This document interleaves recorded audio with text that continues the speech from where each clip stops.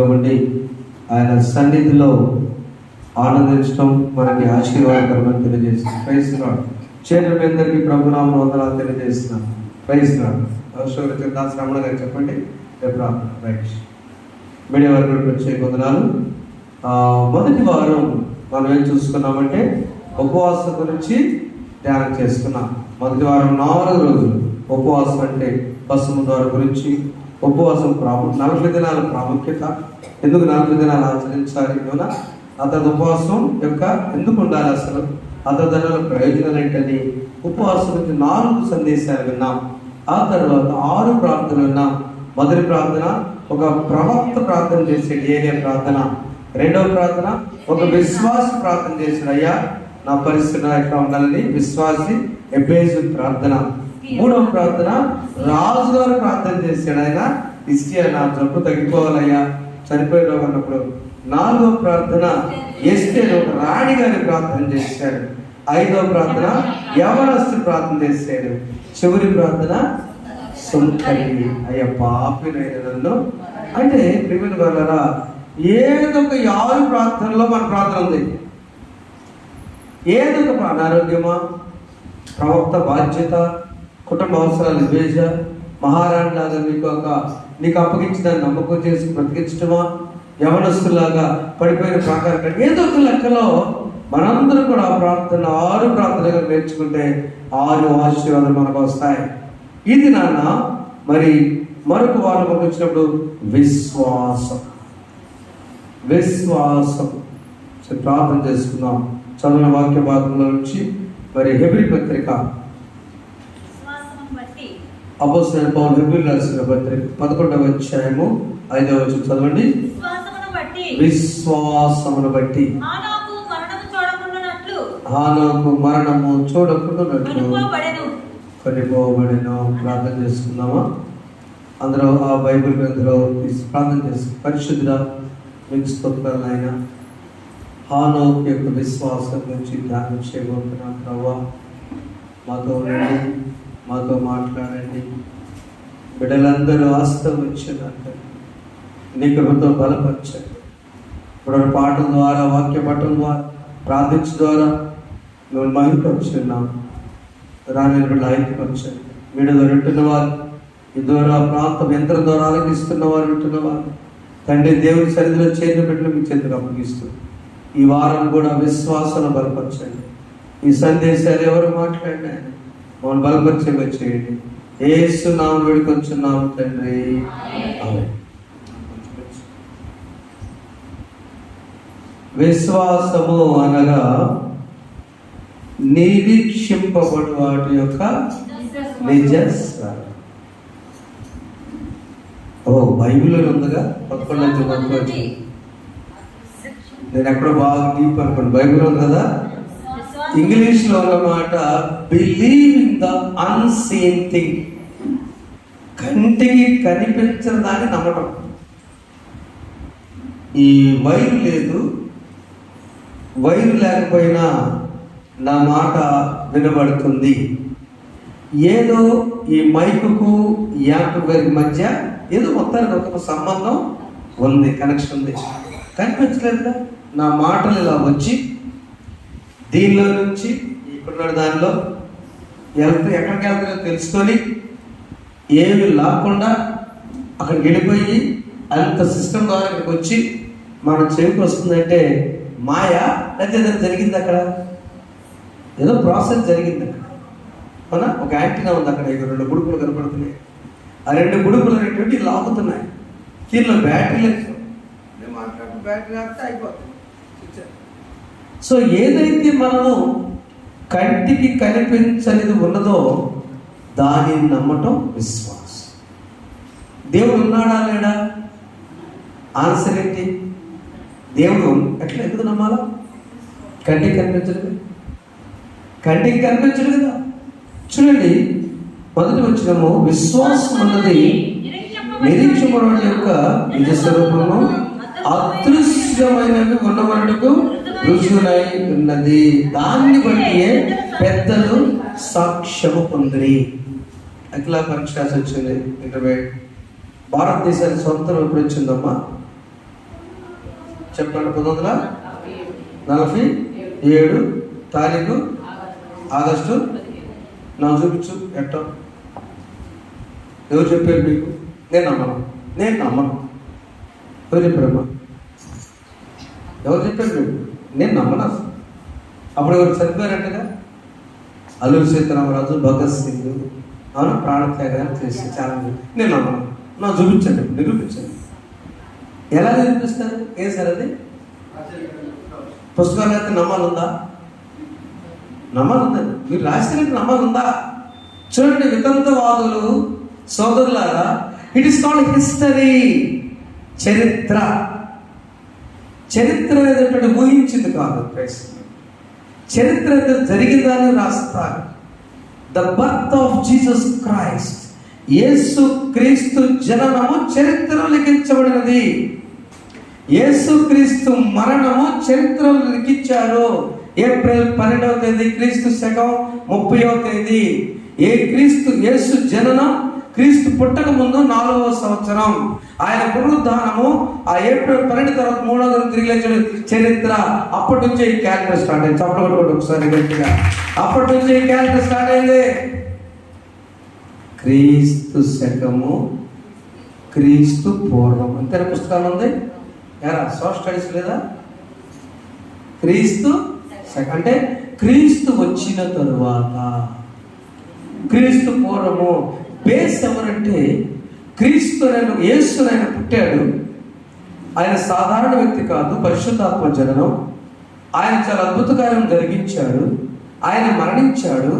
అందరూ చాలామంది సమాజం కోసం పోరాడే రాజులు ఉన్నారు, చాలామంది మరణించారు, కానీ తిరిగి లేచాడు. మానమైపోకుండా 40 దినాలు ఉన్నాడు. ఆ డౌట్ తీర్చుకున్నాడు ఒక ఆయన, వేలు పెట్టి తోమ. ఆయన భారతదేశం వచ్చాడు. ఇదంతా చరిత్ర.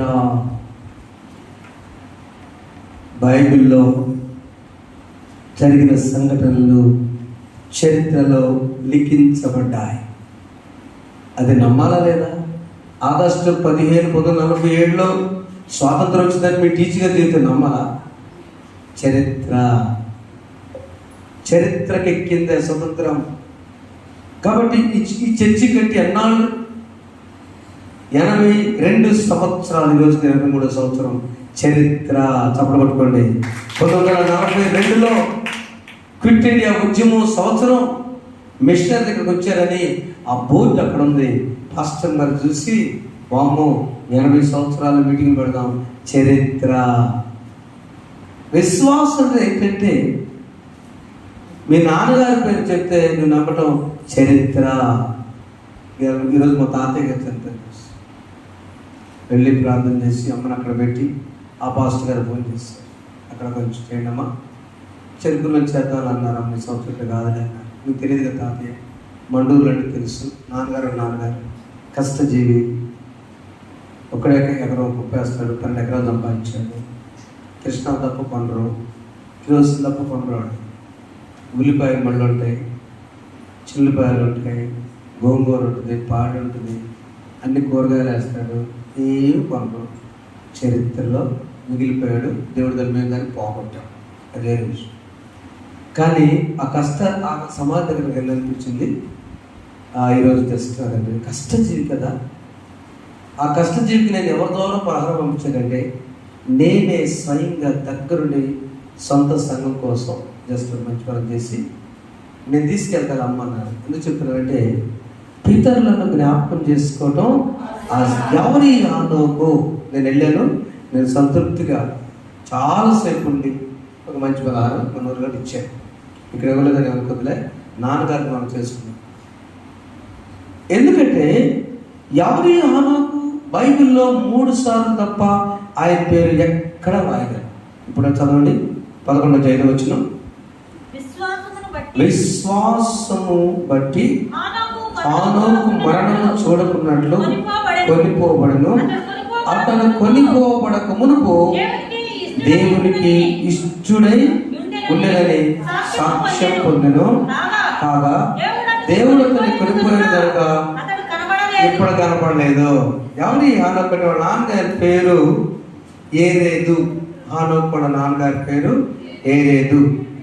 ఆదాము పుట్టిన తర్వాత 600 సంవత్సరాలకి హానోకు పుట్టాడు. ఆదాము, పితరుడైన ఆదాము దగ్గర నుంచి 600 సంవత్సరాలు హానోకు పుట్టాడమ్మా. ఆదాము ఏం చేశాడంటే, ఈ హానోకు అనగా ప్రతిష్ఠితుడు అని అర్థం, లేక ఉపదేశకుడు అని అర్థం. ప్రతిష్ఠితుడు లేక ఉపదేశకుడు ఈ హానోకు. ఈయన దేవునికి ఇష్టమైన వాడు. వీళ్ళ నాన్నగారు ఏరేదు, వీళ్ళకి కూతుర్లు కొట్టుకున్నారు. ఈయన 365 సంవత్సరాలు భూమి మీద బ్రతికాడు. చాలా తక్కువ కాలం. 365 సంవత్సరాలంటే మధ్యలోనే వాళ్ళ కొడుకు మెతుషెలా 900 సంవత్సరాలు బ్రతికాడు చివరికి. చిన్న వయసు వాళ్ళ లెక్కలు, వాళ్ళు ఎప్పుడు 900 బ్రతికేవారు. ఎందుకంటే ఇక చాలా భూమి మీదని దేవుడికి ఇష్టమైనటువంటి హానోకుని దేవుడు తీసుకుని వెళ్ళాడు. ఆయన మరి 300 ఏళ్ళు, అంటే ఈ మెతుషెలా కన్నా తర్వాత 300 ఏళ్ళు ఎక్కున్నాడు. 65వ సంవత్సరంలో ఆయనకి ఫ్యామిలీ ఏర్పడింది. 65 సంవత్సరాల తర్వాత కుటుంబం చూసినప్పుడు దేవుడు ఎన్ని పరిస్థితులతో కూడా హానోకును వెళ్ళి సువార్త ప్రకటించు అనగానే ఆ దినాల్లో చాలా భయంకర పరిస్థితులు. ఏదైనా వనంలో ఆదాము అవ్వలు చేసినటువంటి ఆ యొక్క పాపము కొడుకులు ఎలా ఉంటే హింసకు గురయ్యారు. ఎవరు పుట్టారు ఆదాము అవ్వలకి? కయీను, హేబెలు. వాళ్ళిద్దరిలో ఆదాము అవ్వలు ప్రార్థన లేకపోవటం వల్ల, వారి ప్రార్థన తెలియకపోవటం వల్ల దేవుడితో నడిచారు, దేవుడితో బాగున్నారు. ఆదాము అంటే వచ్చారు, మాట్లాడారు, ప్రార్థన చేయడం మొదలుపెట్ల. ఆ కయీను, హేబెలు చంపుకున్నారు. కయీను ఎవరు చెప్పాడు? హేబెల్ని. హింస ప్రారంభమైపోయింది. అలా హింస ప్రారంభమైన తర్వాత మొదటి తరంలో దేవుడికి వ్యతిరేకం ఉండటం వల్ల వచ్చింది. 2వ తరంలో ఈ హింస ప్రారంభమైంది. 3వ తరంలో దేవుని భక్తిని ఆసరాగా తీసుకున్నారు, అగౌరవపరిచారు. ఆదికాండము 4వ అధ్యాయము 8వ చదువునా? కయ్యం చదువురా. 2వ తరం అది. మొదటి తరము ఆదాము అవ్వలు, 2వ తరము కయ్యను.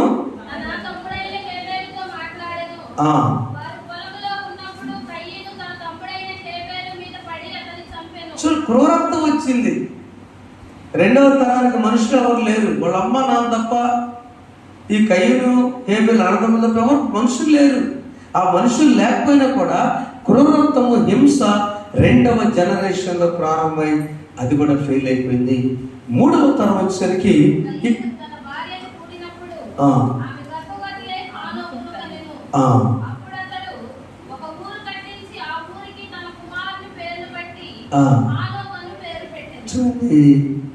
ఊరు పేరు కూడా హానోకు. దేవుని స్తోత్రం. అవునా? కొడుకు పుట్టగానే హానోకు పేరే కాదు, అసలు నా కొడుకు పుట్టాడని ఒక పట్టణం పేరే హానోకు అని పట్టణం ఉంది అక్కడ.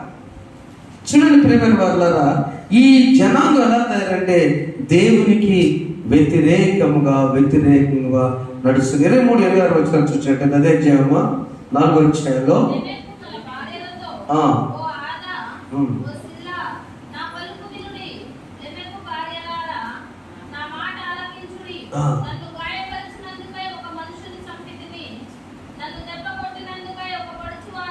చూడండి, చాలా కొత్త వస్తుంది. హింస హింస హింస. ఈ పరిస్థితిలో హానోకు ఒక్కడు మాత్రమే దేవునితో సంబంధం పెట్టి విశ్వాసం. చంపబడిన ఒకసారి ఎలాంటి కుటుంబ ఫ్యామిలీ బ్యాక్గ్రౌండ్ అయినా కూడా, ఎంత భయంకరుడైనా కూడా ఈ కుటుంబాల నుంచి హానోకు బయటకు వచ్చి దేవునితో భక్తిగా జీవించాడు. చూడండి ప్రియమైన వారులారా, చాలా కుటుంబాల్లో ఎంత గొడవలకు వెళ్ళినా, ఎంత తగారికి వెళ్ళినా ఏదో ఒక భక్తి భయం ఉంటాయి. ఆ ఒక్క వ్యక్తి అయినా కానీ భక్తి. యేసేపు అన్నదమ్ములందరూ కొట్టలేదు కలిసి, యేసేపుతో ఒక్కడా నిలబడ్డారా? కానీ ఒక్కటి దేవుడు బయట తీసుకున్నారు కదా. అలాంటి హానోకు జీవితం ఎందుకు ఇలా ఈరోజు విశ్వాసం మాట్లాడంటే, మొదట దేవుని కోసం నిలబడ్డాడు. చెప్పండి, దేవుని కోసం నిలబడ్డాడు. ఏది చెప్తే వెళ్ళి ప్రకటించుకుంటూ వచ్చాడు. ఆ 3వ తరంలో భక్తి లేని, దేవుని అగౌరవపరిచి హింసించిన పరిస్థితిలో దేవుడు హానోకు ప్రియులారా, చాలా మంది కుమార్తెలు పుట్టారు. కొడుకు మెతుషెల, ఆయన లెమెకి ఆయన పుట్టాడు. వీరందరూ కూడా చాలా జీవితాలు జీవించాడు. మెతుషెల చాలా సంవత్సరాలు బతికాడు. 969 కదా, 969 సంవత్సరాలు హానోకు కొడుకు బతికాడు. దేవుని స్తోత్రం. ఆమేన్ చెప్పండి. ఆమె తన తండ్రి మాత్రం 365 సంవత్సరాలకే చనిపోలా.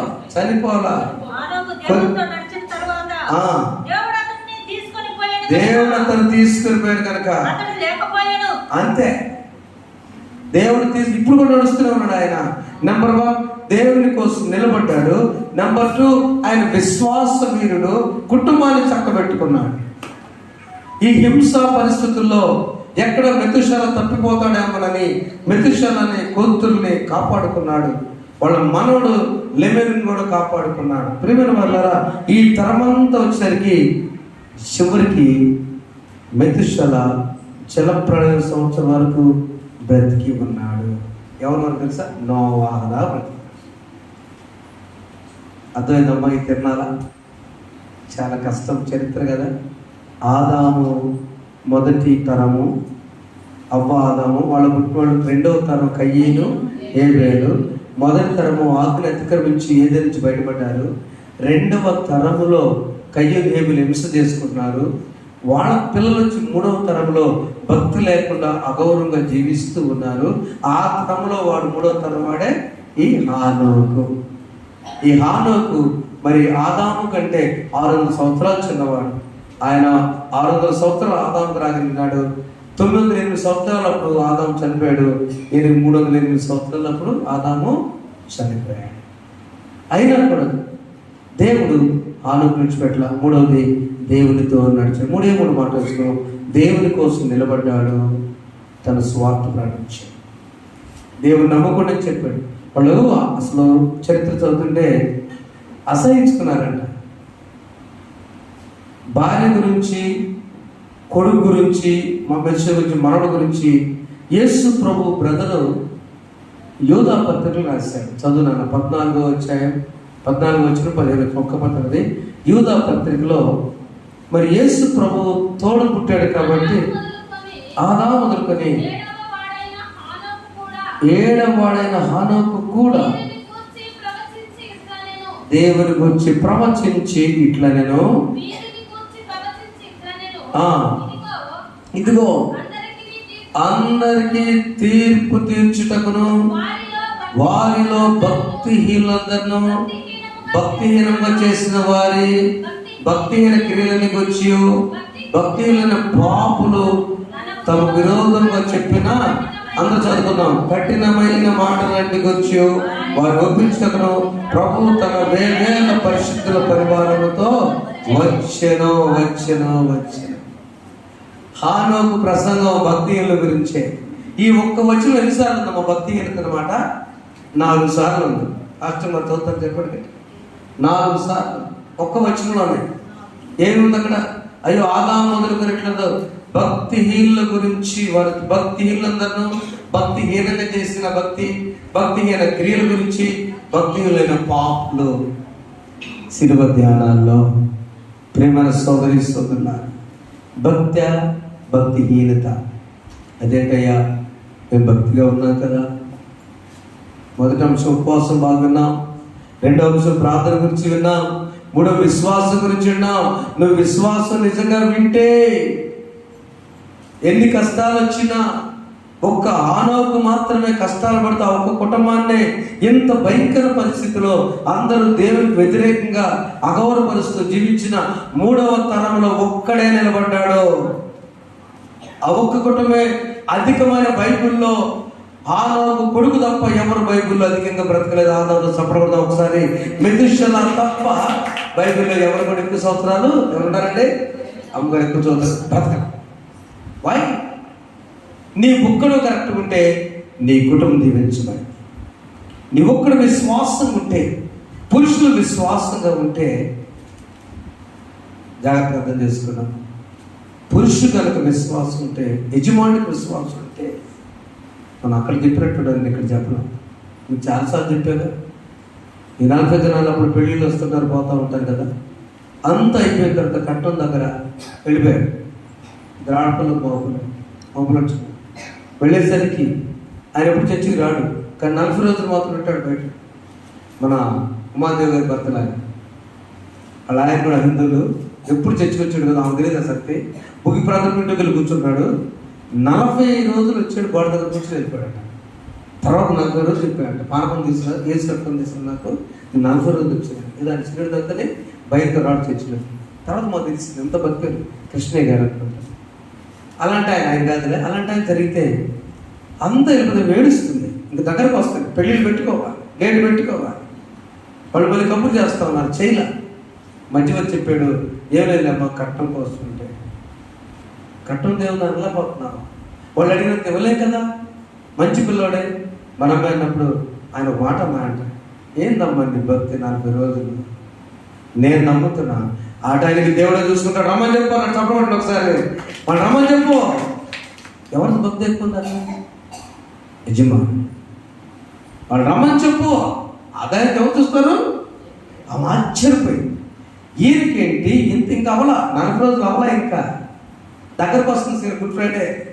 ప్రియమైన దేవుని బిడ్డలారా, విశ్వాసం అన్నది కుటుంబంలో ఒక పెద్ద బీజముగా, ఒక విత్తనముగా యజమానుడి దృష్టిలో పడితే ఇక స్త్రీలు సాగడం, పిల్లలు అంతకన్నా చాలు.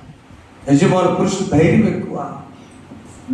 ఆనోకు ఈ రోజున 365 సంవత్సరాలు బ్రతికాడు. 300 సంవత్సరాలు దేనికి సదృశ్యం? 1 సంవత్సరం. Very good. ఇంకా చనిపోలే ఆయన. దేవుడు ఏం చేశాడంటే, నువ్వు నాతో నడవలాను.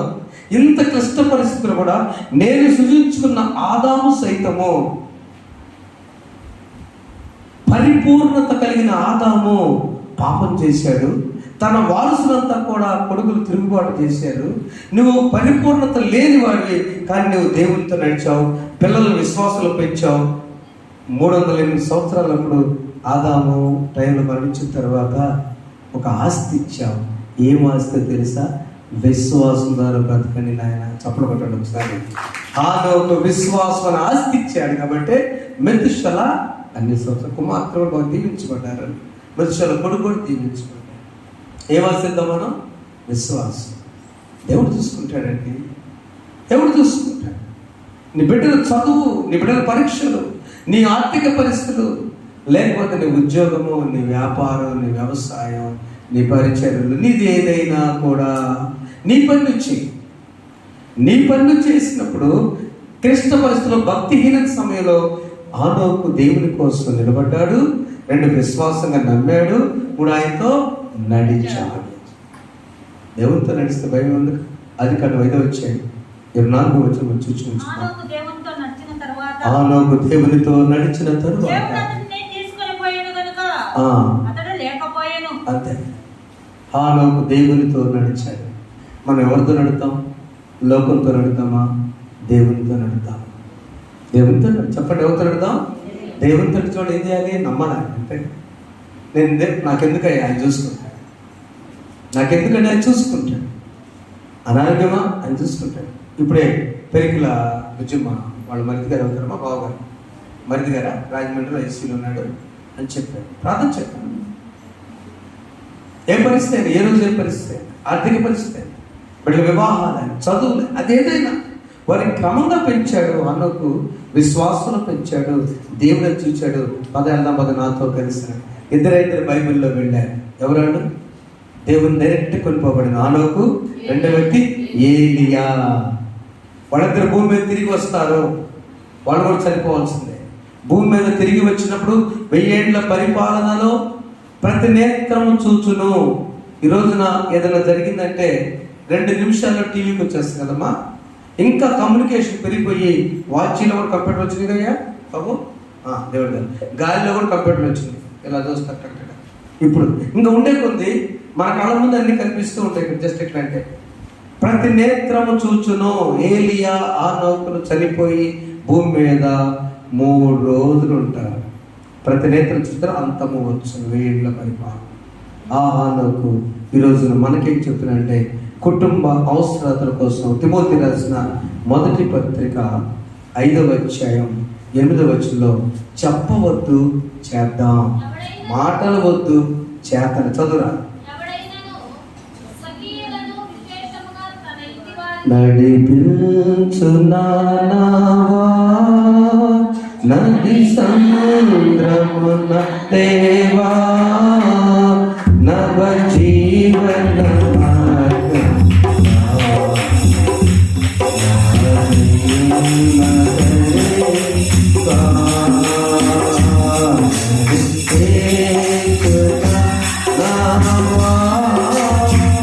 నువ్వు నడవదు మాకు ఏసుతో కలిసి నడువు.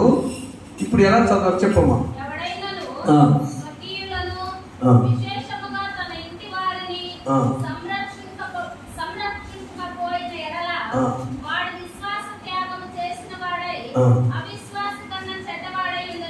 అంటే ఏంటి అక్కడ నువ్వు చెయ్యాలి ఏదో నీ సొంత వాడికి నువ్వు చేతల్లో చూపించాలి, మాటలు కాదు.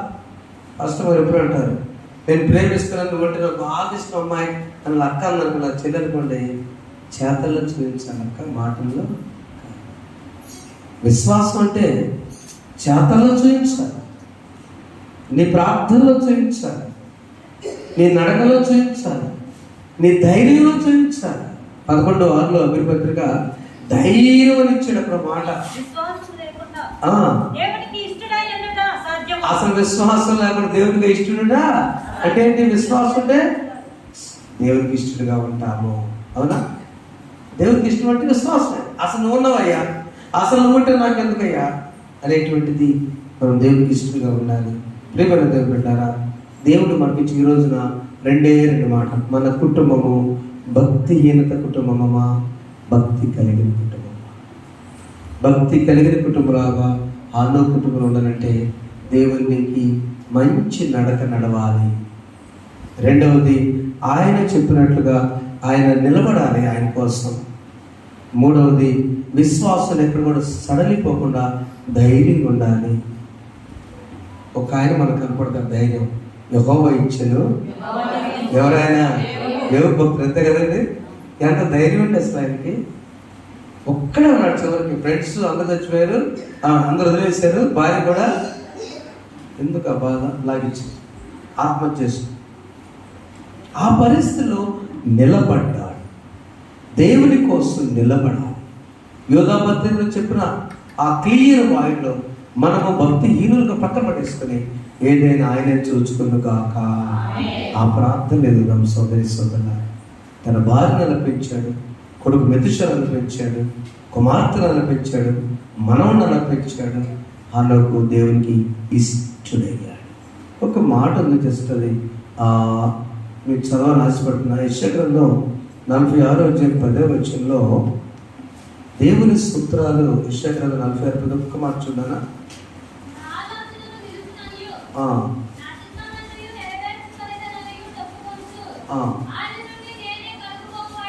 ఆది నుండి నేనే కలుగుపోవాటి తెలియజేస్తున్నాను, పూర్వకాలం నేనే ఇంకా జరగని వాటిని కూడా నేను మీరు నమ్మాలి. అది జరగని వాటిని నేను పిల్లలకు చెప్తున్నాను ఈ మాట. బిడ్డల గురించి తండ్రి ఏదైనా భవిష్యత్తు చెప్తే అమ్మా నాన్న మీకే లేదు, మమ్మల్ని కారులో ఎదుగుతావులే అలా అనకూడదమ్మా. నా యవనస్తుడా, తల్లిదండ్రులు ప్రాణం పెట్టాను కానీ దేవుడు ఏమంటాడంటే నీ జరగబోయేటువంటి భవిష్యత్తు నేను చెప్తున్నాను నాన్న. భర్త ఏమో విశ్వాసం లేదు కానీ భార్య ఆయన సపోర్ట్ ప్రార్థన పనులు ఉండాలి. బిడ్డలేమో జరగబోయే భవిష్యత్తు గురించి నమ్మాలి. ఏ తండ్రి ఏ తల్లి కూడా చక్కని కుమారుడికి కోడలు చక్కని ఆమె తెస్తారు, మంచి ఆమె తెస్తారు, మంచి అమ్మాయికి మంచి అల్లుండు కుమార్తెలు కోసం తల్లిదండ్రులు ప్రయత్నం చేస్తారు తప్ప నీ ఫ్రెండ్స్ అంతా ఒట్టిదే. 10వ తరగతి పరీక్షలు రాసిన బిడ్డలారా, ఇంటర్మీడియట్ రాసిన బిడ్డలారా, దైవ సేవకుగా చెప్తున్నాను, మీ తల్లిదండ్రులకు మాత్రమే కంట్రోల్లో ఉండండి. తల్లిదండ్రులు దాటి వెళ్ళారా ప్రమాదంలో పడ్డట్టే. నోవా కుటుంబం హానోకు కుటుంబం ప్రమాదంలో పడలే. ఈ రోజుకి బైబిల్లో మీరేం నేర్చుకోవాలంటే మెతూషెల ఎవరు? ఆనోకు కుమారుడు. నెంబర్ 1. నెంబర్ 2 మెతూషెల ఎవరు? ఎక్కువ సంవత్సరాలు బైబిల్లో బ్రతికిన ఆయన. మానవ చరిత్రలోనే 969 సంవత్సరాలు ఏ మానవుడు బ్రతక చంపడగొట్టండి. ఎందుకో తెలుసా? తండ్రి దీవెన తీసుకున్నాడు, తండ్రి క్రమశిక్షణ తీసుకున్నాడు. నాయన నేను దేవునితో నడుస్తున్నాను. దేవునితో నడిచే వ్యక్తి కష్టాలు కనపడతా ఉంటాయి. మీకు చాలామంది సేవకులు చెప్పుంటారు, నేను చెప్పాను గుర్తు మళ్ళీ చెప్తాను. సముద్రం దగ్గర చక్కగా అలా చెల్లిపోయింది. ఓ దర్శనం వచ్చింది ఒక సేవకుడికి, దేవునితో బాగున్న వ్యక్తికి. అలా నడుచుకుంటూ వెళ్తుంటే ముచ్చట చెప్పుకుంటూ వెళ్ళిన తర్వాత, ఎప్పుడు నేను నీతో ఉంటానన్నా అంట దేవుడు. ఏనేమో అయ్యా కష్టాలు ఉండే మరి ఆ పరిస్థితిలో ఉంటాను లేవయ్యా నీతో, ఇంకేం సంక్రాంతి దేవుడట నడుస్తూ ఉన్నాడు. దర్శనం వచ్చింది ఒక ఆయనకి, జరిగిన దర్శనం. మనం ప్రక్కన ఈయన నడుస్తూ ఉన్నాడు. చెప్తుంటే కొంత దూరం పోయిన తర్వాత ఈయన చూసుకుంటే ఒకటిలే వస్తున్నాయంట. ఈ విశ్వాసం అంటున్నాడు దేవుడితో, నేను అనుకుంటే ఉండా అడుగు చూడు 2 పడాలి కనుక. ఇటేమో విశ్వాసం నడుస్తున్నాడు, అటు దేవుడు నడుస్తున్నాడు. కొంత దూరం పోయినాక ఈ విశ్వాసం వెనక్కి తిరిగి చూస్తే ఒక అడుగులే వస్తున్నాయంట. చూసావు ఈయన వెళ్ళిపోయాడు, ఆడుకో నన్ను వదిలిపెట్టి అర్థమైందిరా. దేవుడు అంటే వెళ్ళిపోయాడంట. ఎట్లా ఉంటుంది దేవుడి మాటలు? అర్థమైందమ్మా? మీరు మళ్ళీ చెబుతాను. దేవుడు ఒక ప్రక్క నడుస్తున్నాడు, విశ్వాసి నడుస్తున్నాడు. నడుస్తూ ముచ్చలు చెప్పుకున్నారు ఇద్దరు. ముచ్చలు చెప్పుకుంటుంటే ఏంటి పరిస్థితి ఏమంటా ఉన్నాడు? నేను ఎప్పుడు నేను విడిచిపెట్టినయ్యా భక్తుడా, నువ్వు నాతో నడుస్తున్నావు కాబట్టి వెళ్ళిన తర్వాత ఈయన ఎందుకు వెనక్కి తిరిగి చూశాయంట. ఎవరు? విశ్వాసి. ఎవరు అడుగులు అక్కడ? ఒక్క అడుగులే ఉన్నాయి. నేను అన్నాడు, చూసావా నువ్వు నన్ను వదిలిపెట్టేలాంటి పిచ్చోడా, ఆ అడుగులు నాయిగా, నువ్వు కొంత దూరం వచ్చి నడవలేకపోయావు శ్రమల వల్ల, నిన్ను నేను ఎత్తుకున్నాను. చెప్పండి ఒకసారి. ఆమె జలములలో పడినే వెళ్ళినా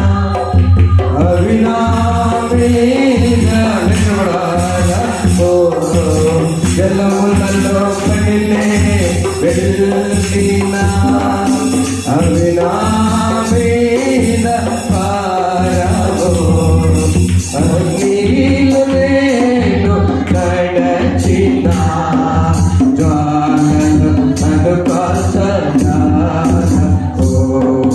నేను వెళ్ళే మార్గము నా యేసునే తెలియదు. నేను వెళ్ళే మార్గము నా యేసునే తెలియదు. నీవు నడవలేని పరిస్థితిలో ఆయన ఎత్తుకుంటాడు. నువ్వు దేవుని కోసం బ్రతికిస్తే ఆయన నిన్ను హత్తుకుంటాడు. ఆయన ఒంటరిగలరు, ఆయన నువ్వు ఎత్తుకోలేవు. ఆయన నీతో హానోకుతో నడిచిన దేవుడు ఈ రోజు కూడా దేవునితో నడుస్తున్నాడు. పరమందు భయపడవద్దు, ధైర్యం కలిగిన, విశ్వాసం కలిగిన కుటుంబాన్ని భక్తిహీన 3వ తరంలో హానోకు ఏ విధంగా దేవుని కోసం నిలబడ్డాడు, 2వ దేవుని విశ్వాసంలో బలపడ్డాడు, 3 ధైర్యంగా ముందుకు సాగాడో, నడిచాడో, ముందుకే సాగుదురుగాక. పరిశుద్ధులను స్తోత్రాలయ్యా. ఈ రాత్రికాల సమయం విపాసనకు వచ్చిన హానోకు ఎలా నడిచాడు నా తండ్రి. ఎంతటి క్లిష్ట పరిస్థితిలో నాయన తాను, తన భార్య, తన కుమార్తెను, మెతూషెల తన కుమారుడు, తన మనవడు నా తండ్రి ఎలా నడిచాడో ప్రభువా. 365 సంవత్సరాలకే భూమి మీద నుంచి వెళ్ళి కొనుక్కోబడ్డాడు నా తండ్రి. నీతో ఇప్పటికి నడుస్తూనే ఉన్నాడు ఆయన. ఎంత అదృష్టవంతుడు నా తండ్రి. మేము కూడా అలాంటి మహనీయుని జ్ఞాపకం చేసుకున్నాం, హానోకుని జ్ఞాపకం చేసుకున్నాం ప్రభు. మేము కూడా విశ్వాసములో భక్తిహీనత సడలిపోకుండా నీతో నడిచేవారికి వచ్చి పడిపోకుండా వచ్చి మేము నడగలను ఎత్తుకునేవాడానికి స్తోత్రాలు. జలములలో పడినా మోషే నాకుతున్న విస్తరణాకున్న తండ్రి, అగ్నిలో పడిన షడ్రక విషయాలు రాకుతున్న తండ్రి స్తోత్రాలు. వారి విశ్వాసమే మా శ్రమలు, మా కష్టాలు, బాధలు, బిడ్డల విషయాలు, భవిష్యత్తు, పరిచర్యలు, వీటన్నిటిలో మీరు నాకు తండ్రి స్తోత్రాలు చెల్లిస్తున్నాను. నీ కృపతో బలపరిచి విశ్వాసం వేగుగా చేయి. కంటికి కనిపించిన అదృశ్యమైన వాటిని నీ శక్తిని నమ్మేవారిగా చేయి. మా బిడ్డలందరూ విశ్వాసులుగా ఏ ప్రార్థన చేస్తున్నారు వాటికి జవాబులు దయచేయండి.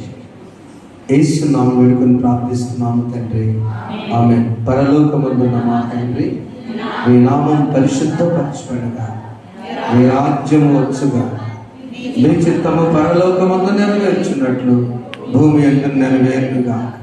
మా అనుదినాల మాకు దయచేయండి. మా ఆయన అపరాధములు చేసిన మేము క్షమించిన ప్రకారం మా అపరాధములను క్షమించు. శోధనలను తేక దుష్టుని మమ్మల్ని తప్పించు. రాజ్యము, శక్తియు, మహిమయు నిరంతరం నీవైనవి. ఆమేన్. మన తండ్రి అయిన దేవుని ప్రేమ, ప్రభువైన యేసుక్రీస్తు వారి పరిశుద్ధాత్మగా నేను సహవాసం ఇప్పుడు సదాకాలం మీకు మీ కుటుంబాలు విశ్వాస వీరులుగా బలపరిచి సహాయము చేయను గాక. ఆమేన్. అపరాధిని యేసయ్యా